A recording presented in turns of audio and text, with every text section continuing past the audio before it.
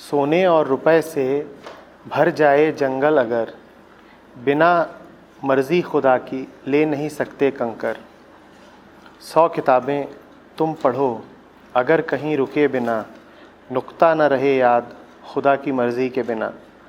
और गर खिदमत करी न पढ़ी एक किताब, गिरबा के अंदर से आ जाते इल्म नायाब। रूमी है।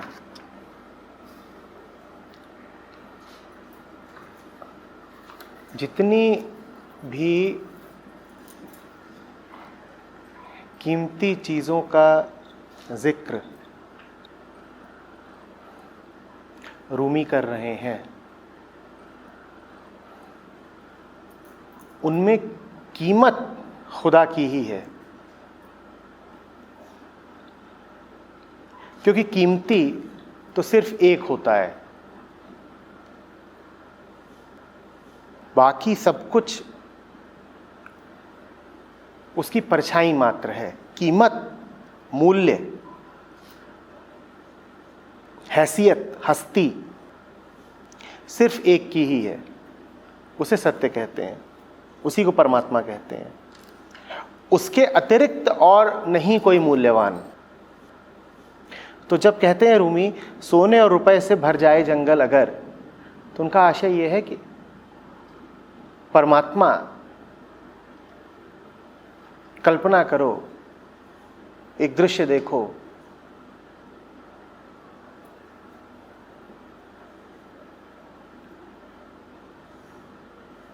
कि जंगल भर में, पत्ते पत्ते में,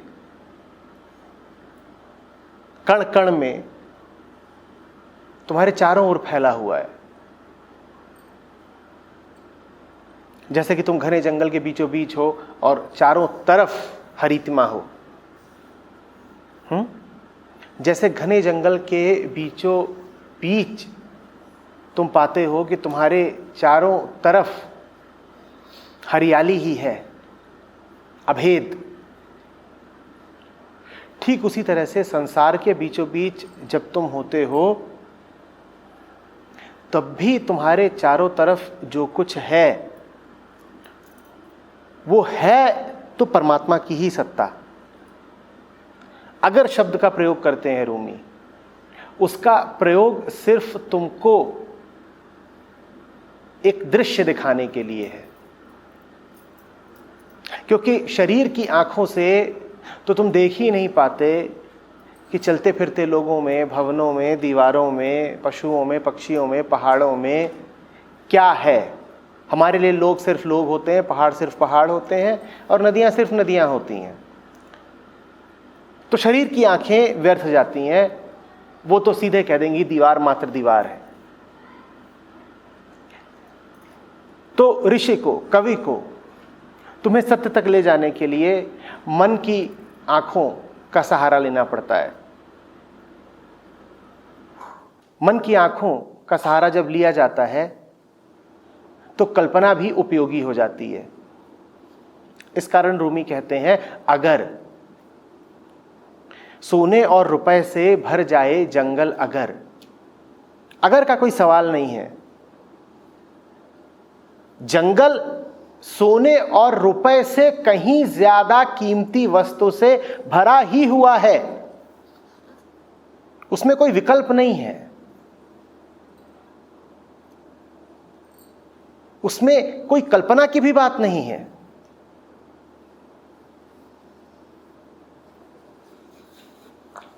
ये कवि का स्वप्न नहीं है। संसार रूपी जंगल परमात्मा रूपी सोने से ही भरा हुआ है। संसार रूपी जंगल परमात्मा रूपी सोने से ही भरा हुआ है। संसार नहीं है हमारे सामने, स्वयं परमात्मा ही खड़ा रहता है।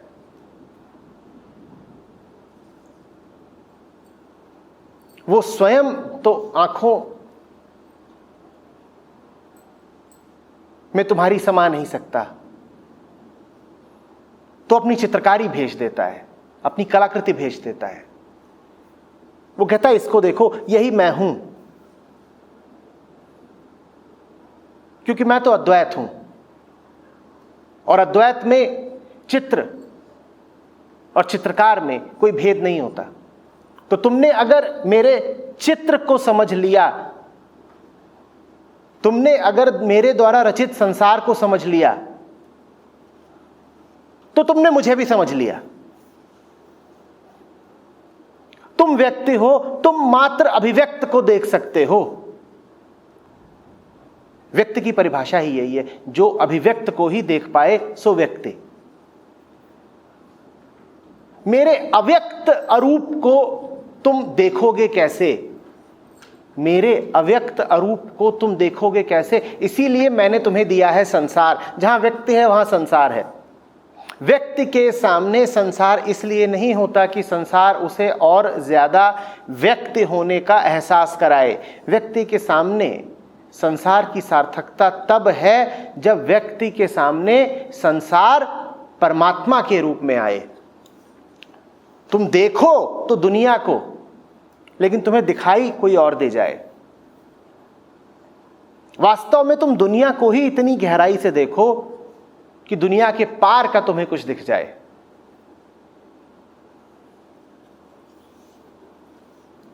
तो रूमी जंगल के सोने और हीरे और रुपए पैसे से भरे होने की जो छवि बनाते हैं, जो दृष्टांत लेते हैं, उसको जानिएगा कि जंगल है संसार और जंगल को देखने वाले हैं आप। और उस जंगल में जो जादू है, जो सोना है, जो मूल्य है, जो जवाहरात हैं, वो है परमात्मा। संसार यदि हाड़ मास है तो संसार की धड़कन है परमात्मा। जैसे शरीर में कीमती होते हैं प्राण, जैसे शरीर को संचालित करते हैं प्राण, वैसे ही संसार को जो संचालित करे सो परमात्मा। मूर्ख होंगे आप अगर आप किसी व्यक्ति को देखें और कहें कि ये तो हड्डियां हैं या मांस है या खून है। व्यक्ति की कीमत तभी तक होती है जब तक उसमें प्राण है, सांस है। परमात्मा संसार की सांस है। जिसने ये जान लिया वही संसार में सम्यक रूप से जी पाता है, आनंद भोग पाता है। अन्यथा संसार आपके लिए वैसा ही हो जाता है जैसे बिना सांस का शव। जिस संसार में परमात्मा नहीं है वो प्राणहीन शरीर बराबर है। शरीर तो रह जाएगा, शरीर माने वो जो इंद्रियों को दिखाई पड़ता है। प्राण नहीं दिखाई पड़ते इंद्रियों को। तो आपकी आंखों को संसार दिखाई पड़ेगा, आप भवनों को छू पाएंगे, आप लोगों को देख पाएंगे, पर संसार से वो चला गया होगा जो संसार की जान है। याद रखिएगा, संसार में जान, जान माने परमात्मा। संसार में जान आपको दिखाई सिर्फ तब पड़ती है जब आप में जान होती है। यदि जीवन आपका बेजारी में डूबा हुआ है, खिन्न रहते हैं, विक्षिप्तता रहती है, मन कहीं लगता नहीं, जीवन फीका फीका सा है, तो जान लीजिएगा कि वजह उसकी सिर्फ एक है कि जो स्थूल है, जो इंद्रियगत है, जो शरीर जैसा है, जो ईंट पत्थर रोड़ा और हड्डी मांस है, वो तो आपको दिखाई पड़ रहा है, लेकिन उसमें आप नहीं जी रहे जो उतना सूक्ष्म है जैसे दिल की धड़कन, जो उतना सूक्ष्म है जैसे धड़कन से भी ज्यादा सूक्ष्म प्राण। धड़कन को तो फिर भी कोई उपकरण पकड़ सकता है, प्राणों को आज तक कोई नहीं पकड़ पाया।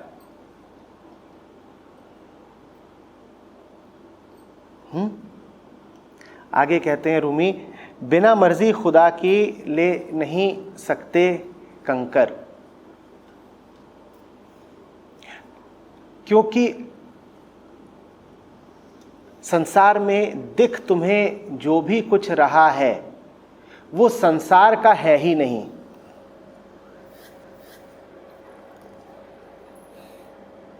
जब तक तुम्हें ये नहीं दिखेगा कि तुम्हें वास्तव में संसार चाहिए ही नहीं, तुम्हें वास्तव में संसार की किसी वस्तु का न प्रेम है न आकर्षण,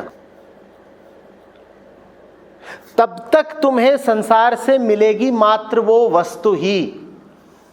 वस्तु की कीमत नहीं मिलेगी। तुम्हें व्यक्ति मिल जाएगा, व्यक्ति के प्राण नहीं मिलेंगे। समझना बात को। हम देखते हैं संसार को तो हमें यह समझ में आता है कि वहां कुछ चीजें हैं, वहां कुछ लोग हैं, वहां कुछ घटनाएं हैं, वहां कुछ जगहें हैं।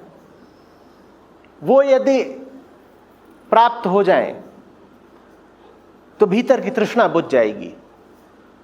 कोई ऐसा नहीं है जिसका मन संसार की किसी न किसी चीज में, व्यक्ति वस्तु विचार में जाकर के अटका हुआ न हो। जहां कहीं भी तुम्हारा मन जाकर के अटक गया है वहां तुमने आस ये बांध रखी है कि परमात्मा मिल जाएगा।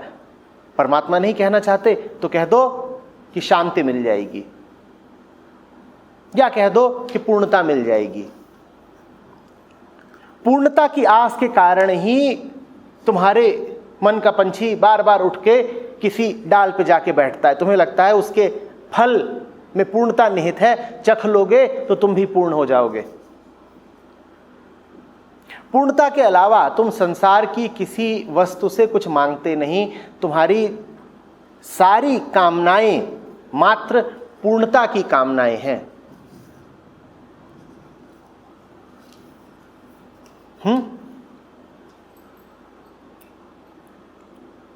इसीलिए कामना विफल जाती है, क्योंकि तुम वस्तु से कुछ ऐसा मांग रहे हो जो वस्तु के बूते का नहीं है। तुम व्यक्ति से कुछ ऐसा मांग रहे हो जो व्यक्ति तुम्हें कभी दे नहीं सकता।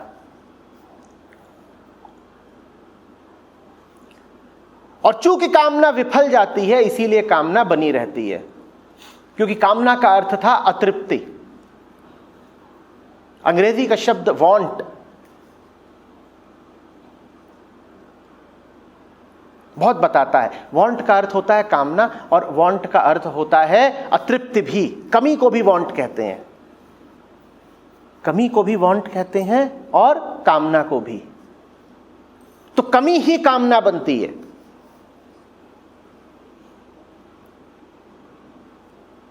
और चूंकि कामना कभी पूरी नहीं होती, कमी बनी रह जाती है, इसीलिए कामना भी जिंदा रह जाती है।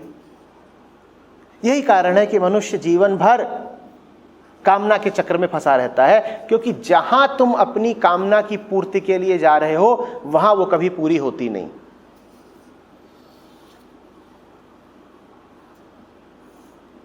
बता रही है? तुम वस्तु के पीछे जाते हो, वस्तु में निहित परमात्मा के पीछे नहीं जाते। कोई तुम्हें मिल जाता है ऐसा जिसको देखकर परमात्मा की याद आए, वहां भी तुम उसके शरीर के पीछे चले जाते हो, उसके व्यक्तित्व के पीछे चले जाते हो।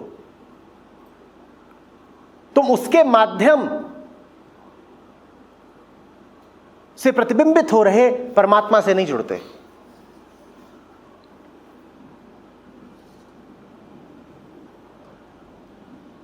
हालत हमारी ऐसी है कि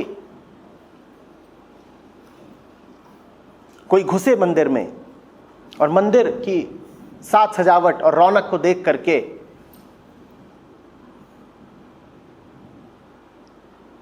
झूमर, दीवालों, दीपों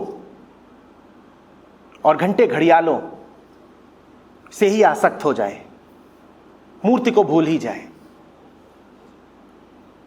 और फिर कभी कोई याद दिला भी दे तो जाकर के मूर्ति से दिल लगा बैठे, मूर्ति में जो अमूर्त छुपा बैठा है उसको भूल ही जाए। ऐसी हमारी हालत है। हमारी ऐसी हालत है कि जैसे किसी को कोई पत्र मिले और उसे पत्र से इतना मोह हो जाए कि वो लिफाफे को कभी फाड़े ही नहीं। उसे लिफाफे से प्यार हो गया, वो कह रहा है इसको फाड़ूं कैसे, अब मुझे तो प्यार है इससे। लिफाफा जब तक फटेगा नहीं तब तक भीतर का संदेश तुम्हें मिलेगा नहीं। हम लिफाफा फटने नहीं देते, हम लिफाफे को दुनिया बना लेते हैं, हम लिफाफे की पूजा शुरू कर देते हैं। लिफाफा हमारा प्रेम, हमारा परिवार, हमारा संसार बन जाता है। हम देख ही नहीं पाते कि संसार लिफाफा मात्र है जो हमें दिया ही इसीलिए गया था कि उसको फाड़ दें, उसके भीतर प्रवेश कर जाएं, उसके हृदय तक पहुंच जाएं और वहां जो शब्द छुपा बैठा है उससे एक हो जाएं। शब्द तक तो हम कहीं पहुंचते ही नहीं, छिलके तक रह जाते हैं, लिफाफे तक रह जाते हैं।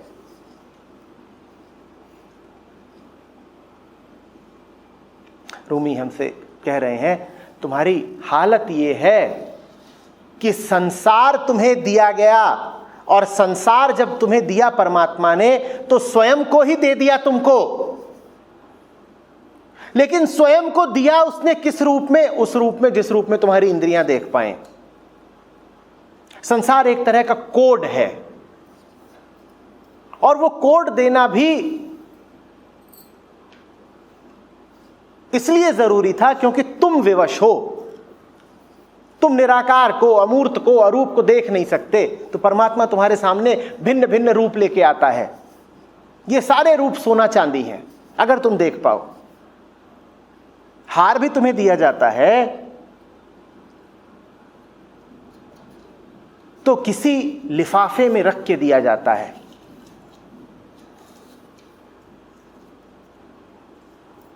उसकी भी एक कवरिंग होती है, उसका भी एक आवरण होता है, एक पेटी होती है। इतनी बुद्धि तो होनी चाहिए तुम में कि उसकी पेटिका को खोलो और भीतर जो हार रखा है उस तक पहुंचो। आध्यात्मिकता का अर्थ है वो बुद्धि रखना जो हार की पेटी को खोलना जाने, और वो आंख रखना जो भीतर के हार को देखना जाने।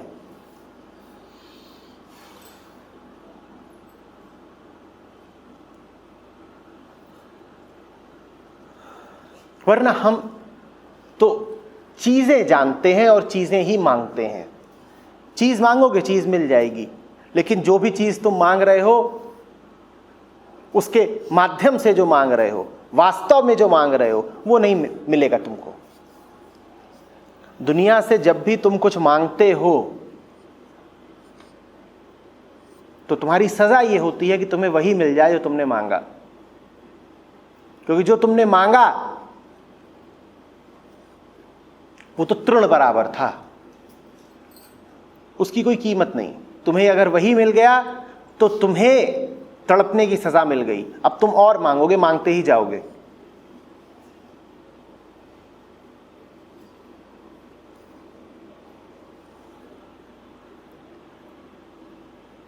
रूमी कह रहे हैं प्रार्थना करो कि तुम्हें वो आंख मिले जो तुम्हें पेटी खोलने में मदद दे। प्रार्थना करो कि तुम्हें वो आंख मिले जो तुम्हें इस झूठी आस से बचाए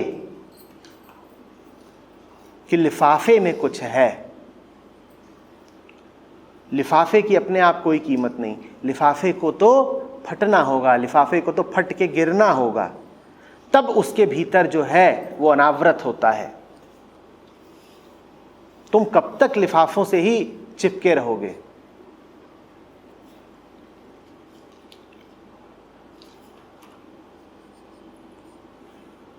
निराश हम इसलिए होते हैं क्योंकि हमने झूठी आशाएं पाल रखी हैं।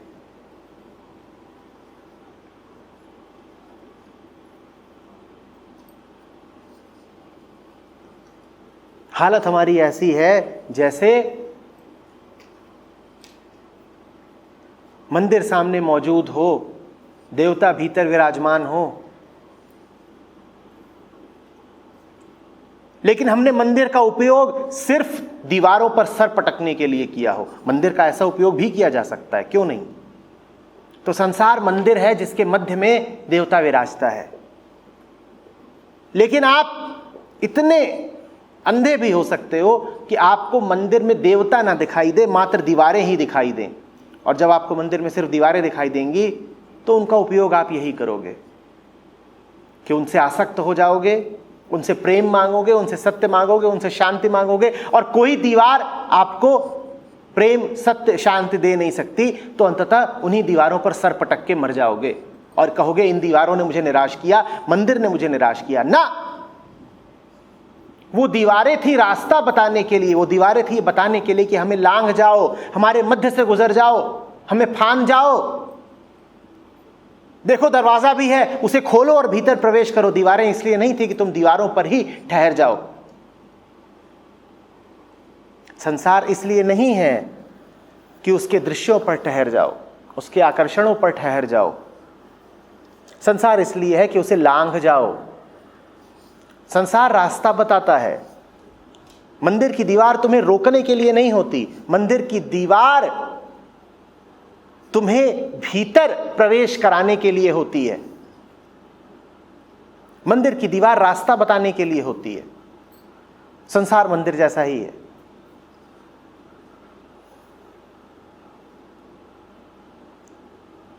क्या करना है मंदिर की दीवारों का?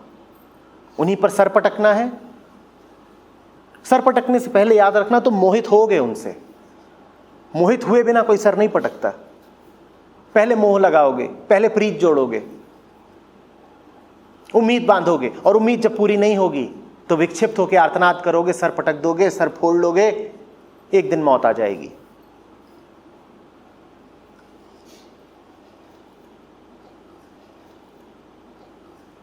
ये दीवारें तुम्हारी दुश्मन नहीं है, इस मानसिकता में भी मत चले जाना।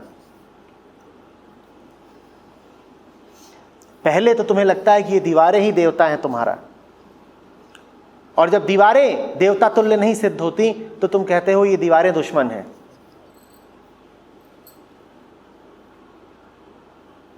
दीवारें दुश्मन नहीं है तुम्हारी। दीवारों ने कब कहा कि हम तक ही अटक जाओ? जब दीवारें दुश्मन लगती हैं तो तुम दीवारों से ही दूर हो जाते हो। जब दीवारों से दूर होते हो तो क्या करते हो?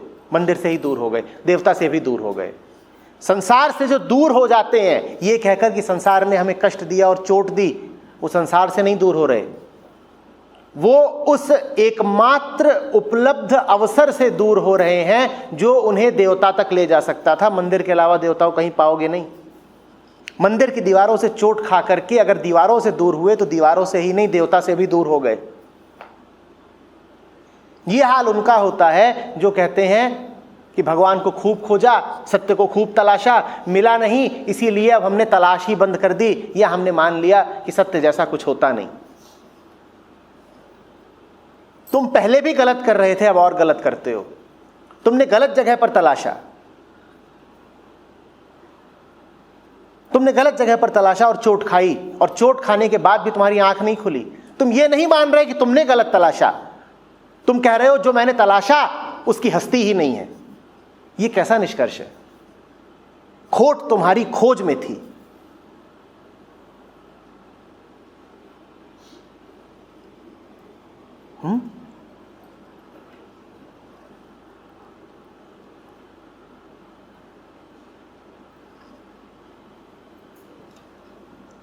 रूमी कहते हैं परमात्मा की मर्जी हो तो परमात्मा दिखता है। आशय क्या है परमात्मा की मर्जी से? परमात्मा की मर्जी तो सदा रहती है कि वो दिखे तुम्हें। तुम्हारी मर्जी है कि नहीं?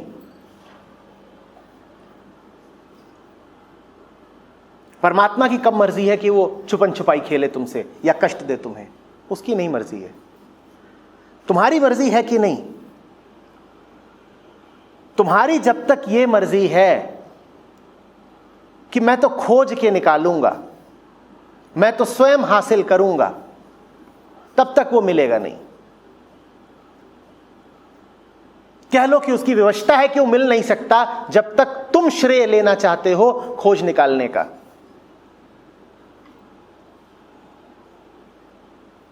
वो तो मिलता तब है जब तुम अपने हथियार डाल दो, अपने प्रयत्न डाल दो, प्रार्थना मात्र शेष रह जाए और तुम कहो कि मेरा कुछ भी करना बड़ी मूर्खता होगी, सामने ही तो हो तुम। परमात्मा माने पूर्णता, परमात्मा में स्थापित होना माने पूर्णता में स्थापित होना। जो पूर्णता में स्थापित है वो वस्तुओं में परमात्मा को खोजना छोड़ देता है। तुम खोजने तभी निकलते हो ना जब दिल में पहले खोखलेपन का भाव रहता है, अधूरेपन का। परमात्मा की मर्जी का मतलब है कि उसने तुम्हें स्पर्श कर दिया, या ये कह लो कि तुमने उसके स्पर्श को स्वीकार कर लिया। परमात्मा के स्पर्श को स्वीकार करने का अर्थ है अपनी आंतरिक पूर्णता को स्वीकार कर लेना। अपनी आंतरिक पूर्णता को स्वीकार किया तो अब संसार में परमात्मा खोजते नहीं फिरोगे।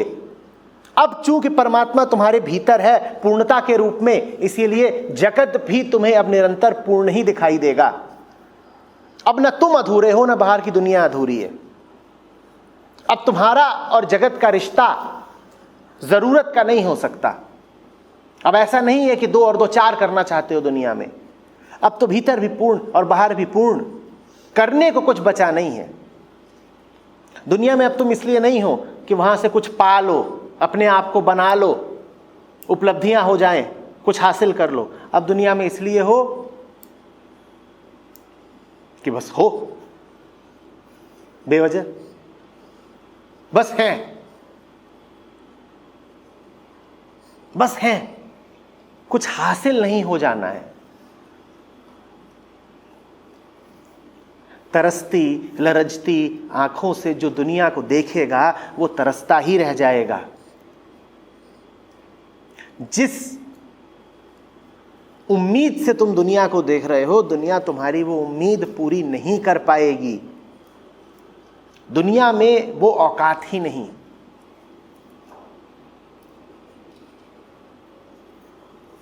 लेकिन अगर बिना उम्मीद के तुमने दुनिया को देखा तो वो दुनिया जो इतनी असमर्थ थी कि तुम्हारी उम्मीद भी पूरी ना कर पाए, उस दुनिया में तुम्हें सत्य के नूर के अलावा कुछ चमकता दिखाई नहीं देगा।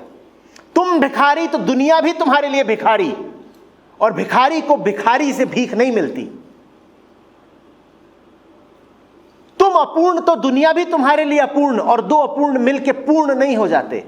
ये गणित का खेल नहीं है कि 2 और 2 4 कर लोगे। और तुम यदि राजा,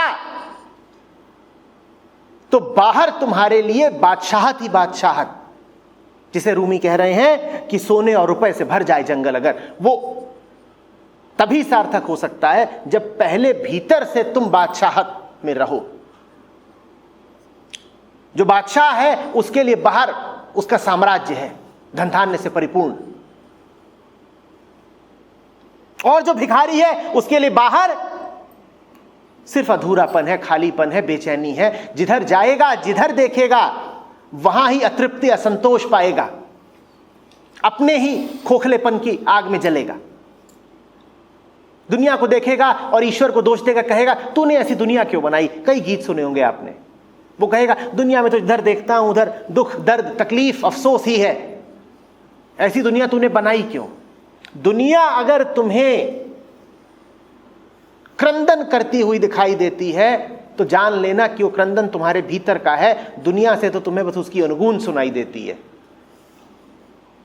और जो आनंद में जीते हैं उनके लिए दुनिया उसी आनंद का प्रसार मात्र है। फिर उन्हें दुनिया में अगर दुख दिखाई भी देता है तो उस दुख को गंभीरता से नहीं लेते, सुख को भी नहीं लेते। बाहर तो आनंद का खेल चल रहा है, दुख सुख उसके पात्र मात्र हैं। रामायण में तुम्हें बहुत सारे दैत्य प्रेत राक्षस मिलते हैं, पर कहानी वो किसकी है? राम की। इतने बेसुधे तो नहीं हो सकते ना तुम कि रामायण को देखो और कहो रामायण भरी हुई है अत्याचार से, दुख से, कलह से, पैशाचिकता से। अरे ये सब तो पात्र हैं, ये सब तो पात्र हैं। रामायण के केंद्र में कौन बैठा है?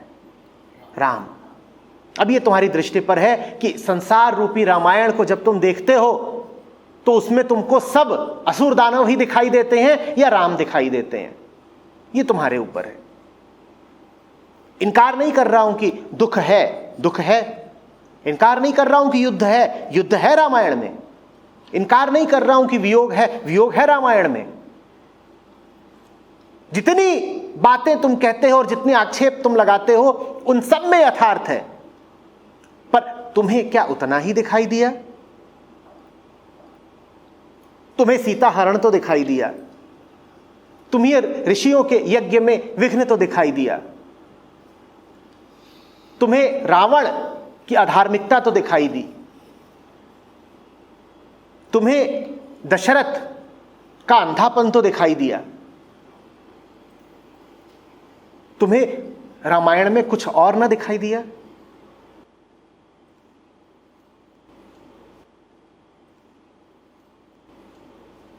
कहीं आपको क्या दिख रहा है आपके जीवन की रामायण में? दुख, क्षोभ, क्लेश? जब आप में पूर्णता होती है तो आपको संसार की रामायण में राम दिखते हैं। दिल में राम विराजेगा तो बाहर भी राम ही राम दिखाई देगा। नहीं तो ऐसे भी बहुत हैं जो विद्वत्ता के नाम पर रामायण में ही खोट निकाल देते हैं। वो कहते हैं ना, ये तो अन्याय और अत्याचार से भरी हुई कहानी है। कई मिलेंगे आपको ऐसे बुद्धिजीवी। उन्हें बुद्धिजीवी कहना बुद्धि का अपमान है। उन्हें कहो मायाजीवी, उन्हें कहो भ्रमजीवी।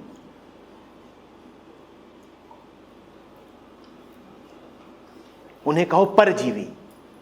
जो आत्मा से ना जिए वो कहीं और ही जीता होगा तो उसे कहना सही ही है, परजीवी।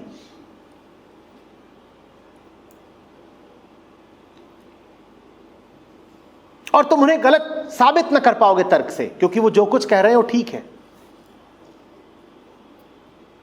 ठीक है लेकिन अधूरा है, बहुत अधूरा है। तुम जो कुछ कह रहे हो ठीक कह रहे हो, पर तुम्हें उसके आगे का कुछ नहीं दिखाई देता। तुम्हें भी जो शिकायतें हैं जीवन से वो सारी ठीक हैं। तुम झूठ नहीं बोलने आए हो। तुम्हारे साथ यहां बुरा हुआ, तुम्हारे साथ वहां लूट मची, तुम्हारे साथ यहां विपन्नता आई, वहां विपत्ति आई, तुम्हें धोखे मिल गए, तुम्हें कष्ट मिल गए, तुम अज्ञान में हो, तुम अंधकार में हो। सारी बातें ठीक है, पर इनके अलावा कुछ और नहीं है क्या? कहो इनके अलावा कुछ और है कि नहीं है? जंगल जाओ और तुमसे पूछा जाए क्या देखा,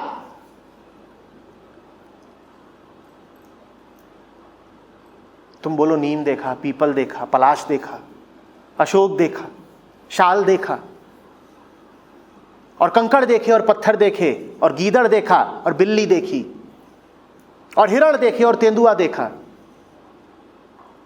और तुम्हारी सूची बढ़ती ही जाए और कभी तुम ये ना कहो कि सौंदर्य देखा और शांति देखी। तो कितने विपन्न हो तुम? तुमने क्या देखा? निहायत अंधे हो। और जो कुछ तुम कह रहे हो कि तुमने देखा वो गलत नहीं देखा, वो तुमने देखा, पर क्या मात्र उतना देखा?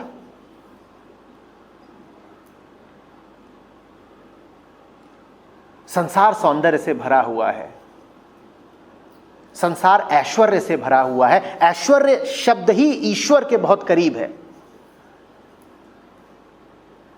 तुम्हें क्या दिख रहा है वहां? तुम बताओ।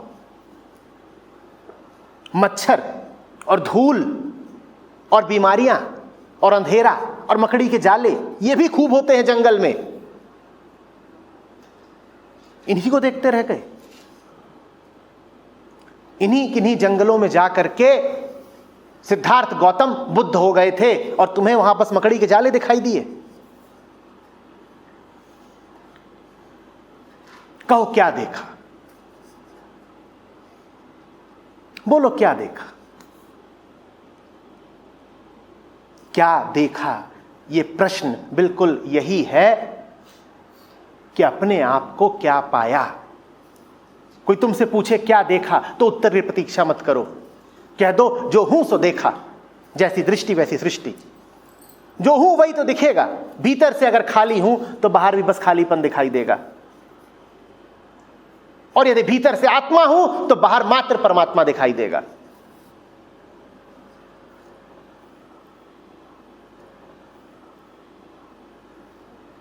आत्मा तुम तभी हो पाओगे जब बाकी जो कुछ हो वो होने से बाज आओगे। ऐसा नहीं है कि आत्मा तुम्हें उपलब्ध नहीं है, आत्मा तो तुम्हें उपलब्ध है। तुम्हारी समस्या यह है कि तुम्हें आत्मा के अलावा बहुत कुछ उपलब्ध है। अब आत्मा तो एकमात्र सत्य है, उसके अलावा तो कुछ होता नहीं, तो फिर तुम वो सब क्या है जो तुम्हें उपलब्ध है? निश्चित रूप से भ्रम है। भ्रमों का भंडार बहुत बड़ा है तुम्हारे पास। कोई ऐसा नहीं जिसमें आत्मा नहीं, जिसको आत्मा नहीं, जो आत्मा के भीतर नहीं और जिसके भीतर आत्मा नहीं। बस कुछ ही ऐसे होते हैं जिनके पास मात्र आत्मा होती है। हम बाकी जो यहां बैठे हुए हैं, हमारे पास आत्मा के अतिरिक्त बहुत कुछ है।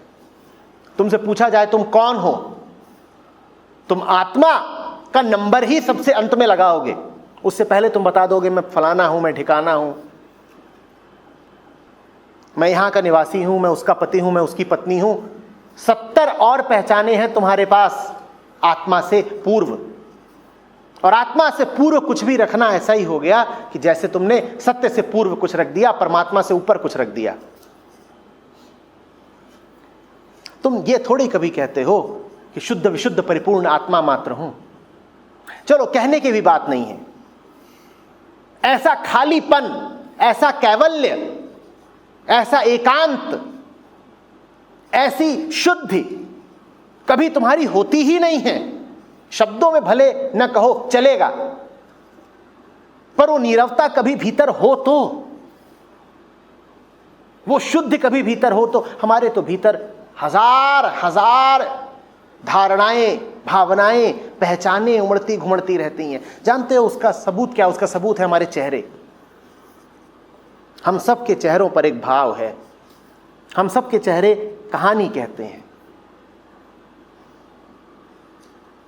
एक कृष्ण का, एक बुद्ध का, एक कबीर का चेहरा भावहीन चेहरा होता है, वहां कोई कहानी नहीं होती। हमारे चेहरों पर कहानियां हैं। हमारी आंखें पढ़ी जा सकती हैं। आप खाली नहीं हो, आप व्यस्त हो, आप कुछ हो, आप अपनी कहानियों में उलझे हुए हो। उन कहानियों ने आपके चेहरे की शक्ल अख्तियार कर ली है।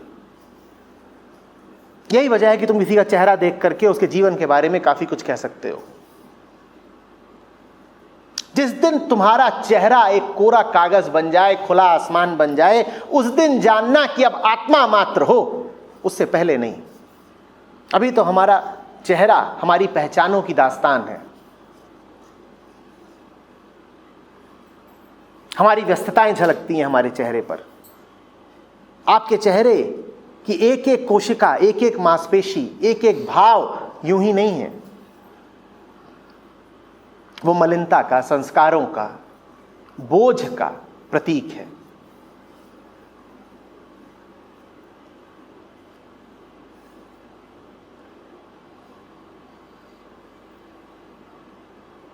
बुद्ध का चेहरा दर्पण जैसा हो जाता है।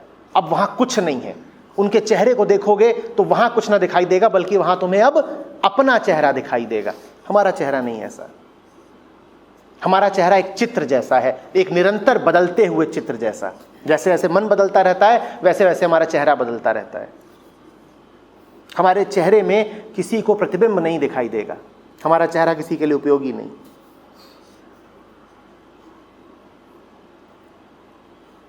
आ रही बात समझ में? संसार में तलाशोगे तो नहीं पाओगे, लेकिन वही संसार ऐश्वर्य बन जाएगा, खजाना बन जाएगा, वरदान बन जाएगा, अगर तुम तलाशना बंद कर दो। मैं दोहरा के कह रहा हूं, भिखारी हो यदि तुम, तो तुम्हें संसार में भी सब भिखारी ही भिखारी मिलेंगे। हो सकता है ऐसे भिखारी हो जिन्होंने राजा का लिबास पहन रखा हो, मुकुट इत्यादि धारण कर रखा हो, तो हो सकता है कुछ समय के लिए तुम्हें धोखा दे दें। पर जाओगे उनसे और कहोगे कि मुझे शांति दे दो, तुरंत उनका मुकुट गिर जाएगा, उनका लिबास उतर जाएगा, तुम्हें दिख जाएगा वो तुम्हारे समान ही भिखारी हैं। तुम शांति उनसे मांग रहे हो जो खुद अशांत है। तुम प्रेम उनसे मांग रहे हो जो खुद प्रेम के प्यासे हैं। तुम सत्य उनसे मांग रहे हो जो स्वयं विपर्याय में जी रहे हैं। कहां से देंगे? उनकी गलती नहीं, तुम्हारे मांगने में गलती है।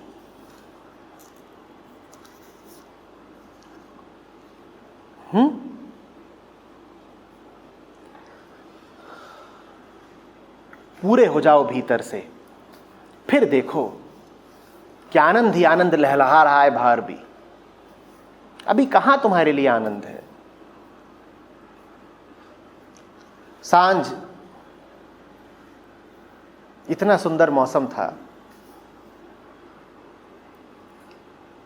तेज हवा, ठंडक, हल्की बूंदाबांदी। भर गए तुम।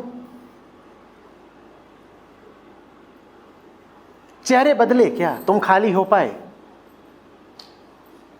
बाहर बाहर बादल थे और बूंदें थीं और वरदान था ईश्वर का, और भीतर क्या था? चिंताएं, समस्याएं।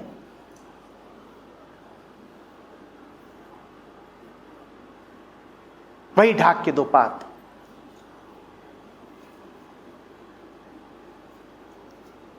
डूब पाए बाहर जो बारिश थी उसमें? बाहर की बारिश में डूब पाओ, इसके लिए आवश्यक है कि पहले भीतर तुम परमात्मा में डूबे हुए हो। नहीं तो बाहर से तुम पर अनुकंपा बरसती रहेगी, अवसर आते रहेंगे, तुम भीतर की समस्याओं से ही ग्रस्त रह जाओगे। और बहुधा दोष तुम संसार को भी दे दोगे, कहोगे दुनिया में ऐसा कुछ है ही नहीं जो हमें खुशी देता हो। सुना है ना खूब, ये दुनिया मेरे लिए बेमानी हो गई है, दुनिया में मुझे कुछ ऐसा मिलता ही नहीं जिसमें मुझे रस दिखे, मन लगे। अरे तुम्हारी जीभ में फफोले पड़े हैं। तुम्हें स्वादिष्ट से स्वादिष्ट भोजन भी दिया जाए तो तुम्हें क्या स्वाद आएगा? अपनी जीभ ठीक करो। और जीभ में फफोले पड़े क्यों? क्योंकि भूख के दीवाने हो बैठे थे। पेट की भूख बुझाई जा सकती है, मन की भूख कभी नहीं मिटती, और वो ऐसी होती है कि बावरा कर देगी तुमको। गर्म पानी गटक जाओगे, मुंह में फफोले ही फफोले।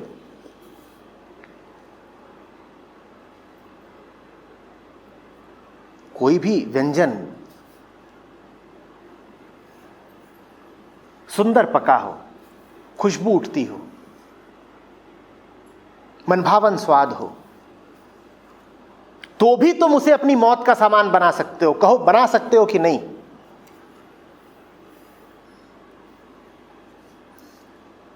सुंदर गोल गोल पूड़ियां हो तुम्हारे सामने, छन छन अभी कढ़ाई से आती हो, और उठाओ 10 पूड़ियां एक साथ, भूख में मदहोश होके, और ठूस दो अपने गले में। जो फांसी लगाते हैं उनको जरा आसान मौत आती है, तुम्हारी बड़ी भयानक मौत होगी, पूड़ी से मरोगे। किसी को बताते भी लाज आएगी, गले में पूड़ी ठूस के मर गए। संसार सुंदर हो सकता है, पर तुम सुंदर से सुंदर वरदान को भी अपनी मौत का सामान बना सकते हो। तुमने उसके साथ किया क्या? तुम भीतर से यदि रिक्त ही अनुभव करते रहोगे तो बाहर पूड़ियां भी मिलेंगी तो तुम उनसे मुंह ही जलाओगे, गला ही फंसाओगे, और फिर कहोगे तेरी दुनिया में दिल लगता नहीं, वापस बुला ले। वो पगलाया है कि तुम्हें वापस बुलाएगा। कहते हैं कि एक सड़ा सेब की पूरी टोकरी को सड़ा देता है।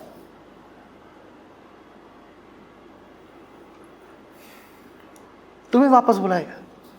वो वापस भी उनको बुलाता है जो उसके जैसे हो जाते हैं।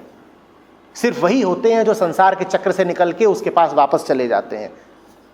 तुमसे तो कहेगा अभी था, पुड़िया खाइए, एक मौत हो गई है, कोई बात नहीं, आप दूसरा जन्म लीजिए। बहुत औरतें हो रही हैं गर्भ से, जाइए।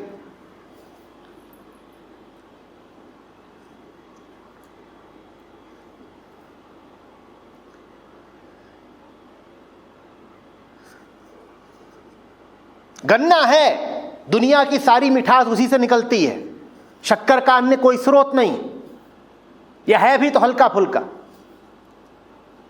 शक्कर सारी कहां से आती है? अब उसी गन्ने के तुम कई बड़े सृजनात्मक उपयोग कर सकते हो। कम से कम 10 तरीके तुम अभी लिख सकते हो कि गन्ने का उपयोग करके किस तरह से एक दर्द भरी मौत पाई जाए।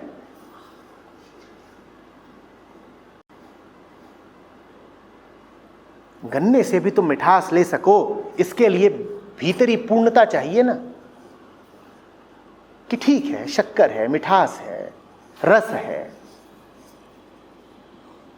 लेकिन ऐसा नहीं है कि नहीं मिलेगी तो हम व्याकुलता से मर जाएंगे। लेकिन भीतर जब ये लगातार लगता हो कि मैं तो भिखारी, तब बाहर जहां कुछ मिलता है आदमी उसको तुरंत समेट लेना चाहता है अधीरता से।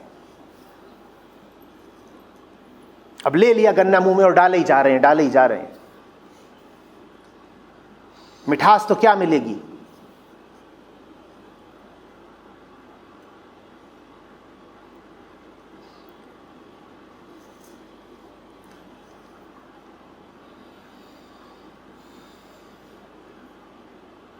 और हम तो कलाकार लोग हैं, जुगाड़ जानते हैं। गन्ना पेट तक पहुंचाने की जल्दी थी, तो शरीर में अन्य छिद्र भी हैं। कौन इंतजार करे कि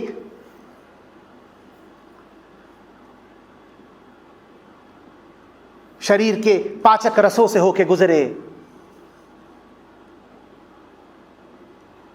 धीरे धीरे पचे,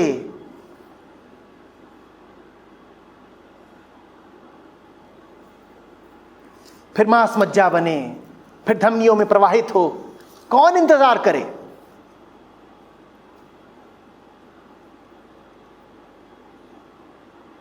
सीधे ही ले लो।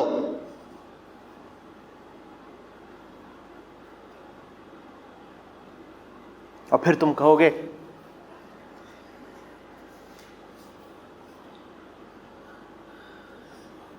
संसार दंड है।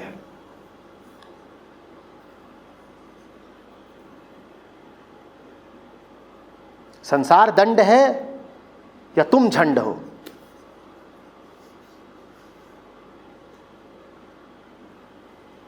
दंड माने जानते हो ना क्या होता है? डंडा, दंड से ही निकला है।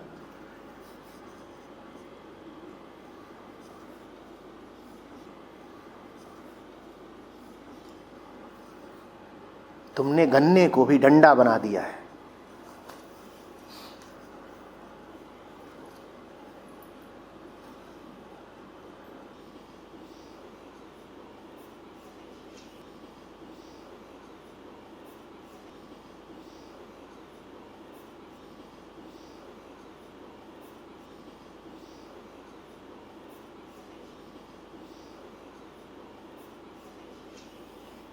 अतृप्ति से, असंतोष से विक्षिप्त होकर टूट पड़ो तो यही संसार बड़े से बड़ा दंड है। इससे मांगो नहीं तो सब कुछ मिलेगा, और इससे मांगोगे तो भीख भी नहीं मिलेगी।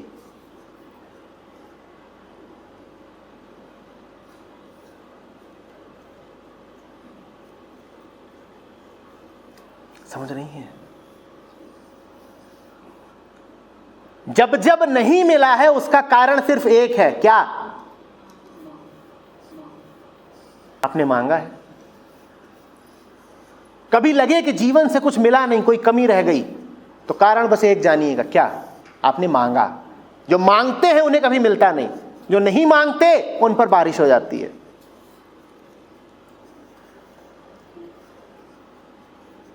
क्यों नहीं मिला? साक्षी भाव। क्योंकि साधो और साधो, नहीं मिलेगा। जो मांगोगे वही नहीं मिलेगा। परमात्मा का नाम है वो जो बिना मांगे मिला हुआ है। जो मांगने पर भी न मिले उसका नाम संसार। और जो बिना मांगे सर्वदा मिला रहे उसका नाम सत्य।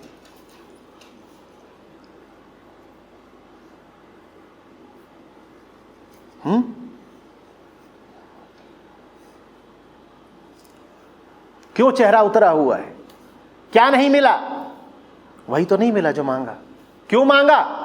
वो तो बिना मांगे भी मिला हुआ था, पर धन्यवाद कभी न कहा, भाग्य न सराहे, अभी और मांगा, और जब और मांगने पर नहीं मिल रहा तो शिकायतें हैं, आंसू हैं, अतृप्ति है।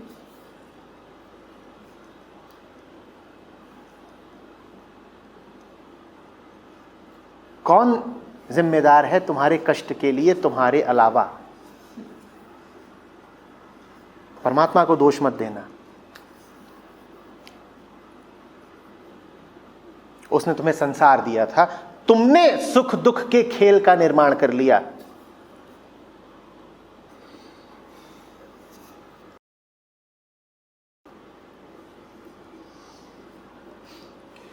सौ किताबें तुम पढ़ो अगर कहीं रुके बिना, नुक्ता न रहे याद खुदा की मर्जी के बिना।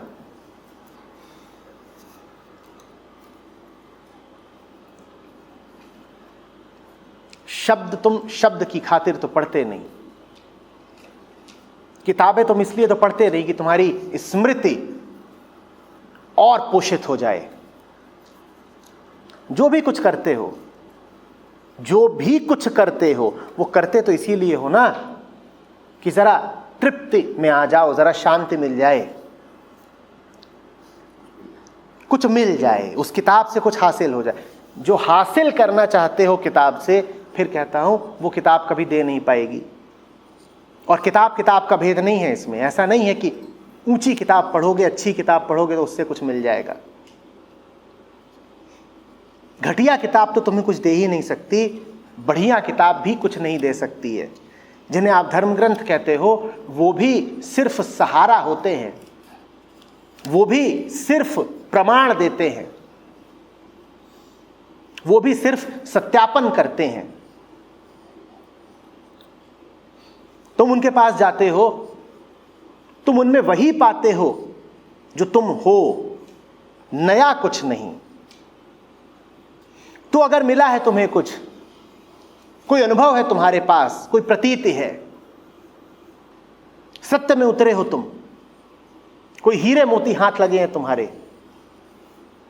धर्म ग्रंथों के पास जाओगे वो इतना ही बता पाएंगे, हां पहले नहीं हो तुम, ये हीरे मोती हमें भी मिले थे, ये अनुभव हमें भी हुए थे, जो तुम्हें हो रहा है उससे घबरा मत जाना, ऐसा होता है, ऐसा होता आया है। धर्म ग्रंथ मात्र सहारा दे सकते हैं, प्रमाणित कर सकते हैं, सत्यापित कर सकते हैं। जो तुम्हारे पास है ही नहीं वो तुम्हें वो दे नहीं पाएंगे। अपनी आंखों की रोशनी में तुम पढ़ते हो, कोई धर्म ग्रंथ तुम्हें आंखों की रोशनी नहीं दे सकता।